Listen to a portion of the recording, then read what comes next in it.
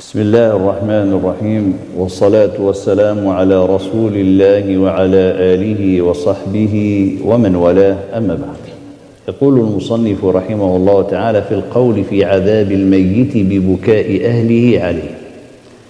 This is the opinion of the scholar rahimahullah ta'ala concerning the punishment of the dead person because of the weeping and the wailing of his people after him, his family. قال الفقيه رحمه الله تعالى تكلم الناس في عذاب الميت ببكاء أهله.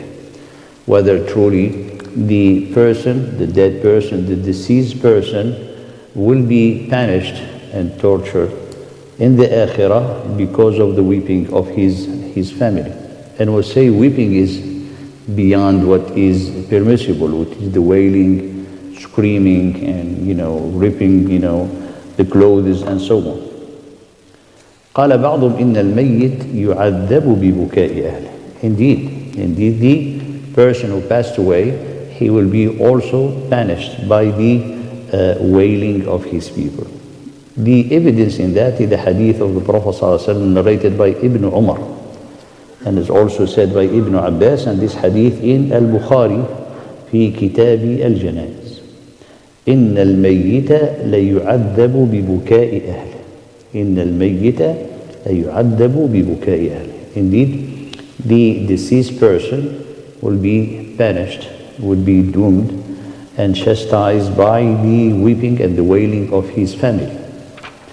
Now, the majority of the scholars, they said he will not, in reality, when you read the book of Allah subhanahu wa ta'ala, يقول ولا تزر وازرة وزر أخرى. No one will bear the burden of another. And this is the principle of the deen.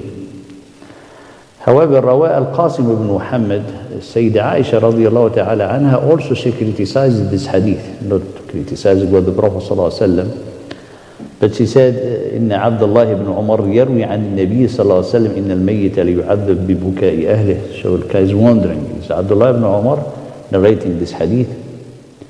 The same Ibn Abbas radiallahu ta'ala anhu narrated the same hadith. And she said رضي الله تعالى عنها قال إنكم لتحدثون عن ابن عمر وابن عباس. You're saying the hadith that Ibn Umar wa Ibn Abbas رضي الله تعالى عنهما are narrating this hadith, and they are not people liars, they are the companion of the Prophet ﷺ. No one will belie them, However, ولكن السمع يخطئ. He said sometimes when someone hears something, he might have heard it, but in reality is not what has been said. So the mistake or the error comes from what is hearing. He didn't really hear well at that time. But the hadith is sahih. The hadith is sahih in Al-Bukhari. So how another interpretation, they say, that another hadith with some of the scholars, they present it as interpretation of this hadith to say that in reality the hadith, the wording was mixed, but what happened, the reason of the hadith is that the Prophet ﷺ passed by a grave of a Jew and his family. They were crying and weeping by the grave. So the Prophet ﷺ said they are weeping on him, and he is indeed being punished now in the grave. So also to instruct us that there is punishment of the grave. So فَظَنَّ الرَّاوِي, so for them this is the air interpretation, said then the narrator have then presumed that he's being punished by the weeping of his people. But they are totally different aspects. They are weeping and he's punished in the same time, and nothing have to do with that.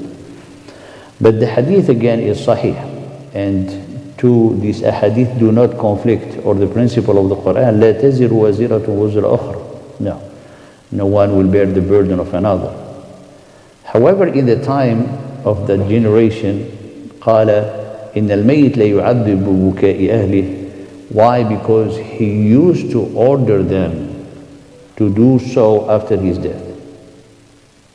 It was a tradition, which is mean like people, subhanallah, they always show off in celebration, show off in parties, show off in wedding, even in death they show off. قال أليكم حتى زرتم المقابر. One of the reasons they go to the grave, we say, this is our ancestor. This one, he was and he was. Take care. I mean, the grave should remind you death, and you are by the grave boasting and showing off. This is, subhanAllah, the testimony and the witness how their heart is completely dead. So also in death, there will be like making the ma'tam, and in the ma'tam, the highest, the pain and the screaming is the better for them. So they used to say to enjoy such a thing and to order their family to do so. قال قد جرت في ذلك الزمان أن الإنسان إذا مات كان يأمر أهله بالنياحة. He used to order them to do wailing after them. And indeed, actually in the Jahiliyyah, even the wife or the spouse, after her husband died, they imposed on her by tradition and custom to stay at her home a whole year. وصية إلى الحول غير إخراج. But Allah subhanahu wa ta'ala make them, after 4 months and 10 days, they are free. They are free, I mean they can do, and the mourning will end at that time. So this is very important for us. Anything that you enjoy as good or forbid as evil, or someone enjoy evil actually, and people they do act upon that evil, then a person will be punished by the action of the other because he was the one who told them to do it. قال ولا يحملون أوزارهم وأوزار الذين يضلونهم من بغير. They will be carrying their loads of sins and the load of the sins of those they have misled, those they have led astray without their knowledge. Someone, for example, now with speaker and speaks, or singers and those and people, they love them and things, and after they die, still people they listen, and this person he's inviting to fahisha in his songs, and people they enjoy it. As long as this person, his record or whoever, is being listened to, the load of the sins is increasing. Wal-iyadhu billah. Because in the day of judgment, you're going to carry their load and the load of the sins of the people who led astray. So this is the same here. Who told them to weep and to do this wailing and to mourn in this such is himself. So this is how the hadith we understand it.